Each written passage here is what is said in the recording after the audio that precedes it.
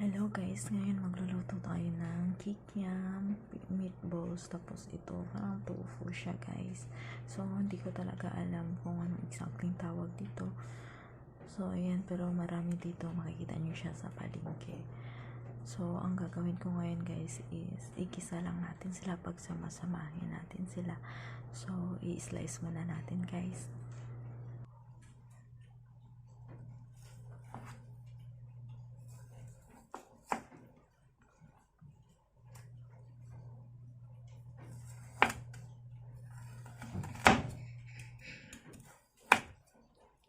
Depende po sa inyo guys kung gaano siya kalaki.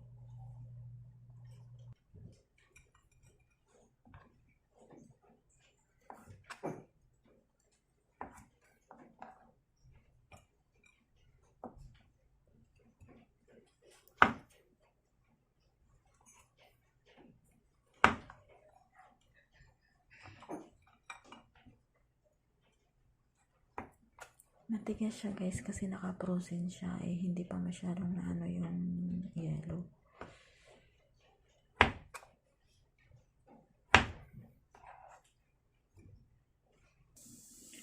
So guys, ayan na siya, na-slice ko na yung ating meatballs, yung ating KIKIAM at saka ito. Yan, tapos may hinanda din ako dito, luya, ginger, garlic, at saka yung green onion yung dulo, tapos dahon. Ayan siya guys. So, ang gagawin natin is magpapainit na tayo ng kawali. Ayan.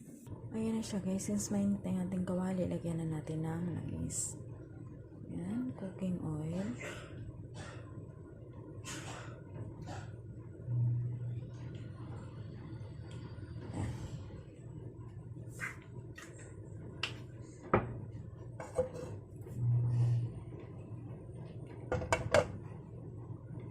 So, maglagay na tayo ng luya.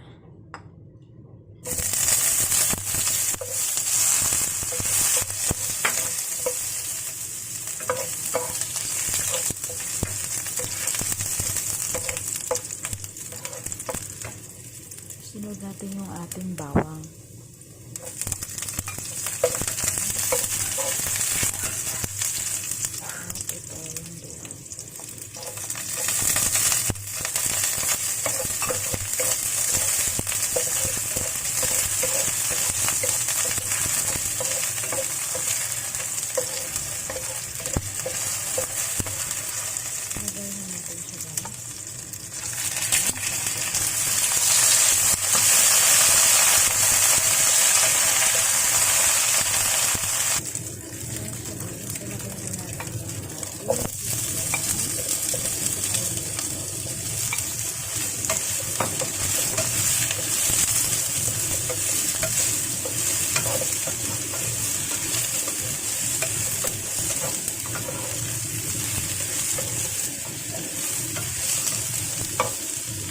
Maglagay ako ng kunting tubig. Ayan.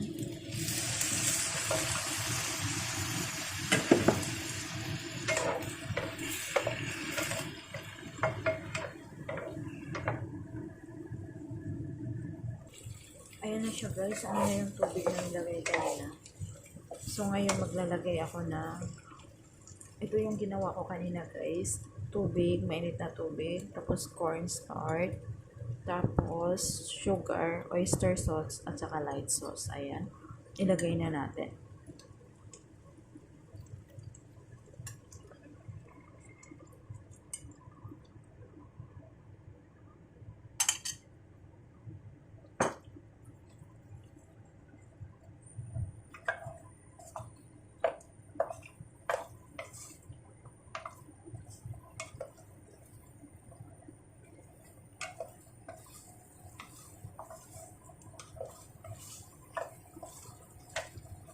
So, ayan guys, ilagay na natin yung ating dahon ng sibuyas. Ayan.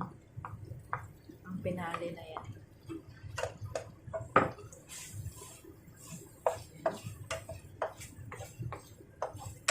So guys, ayun, ilipat na natin siya sa pinggan.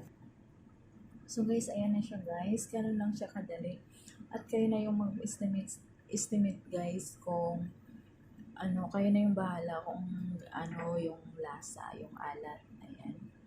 So guys, sana mag-like and mag-subscribe kayo sa channel ko. Bye! At maraming salamat.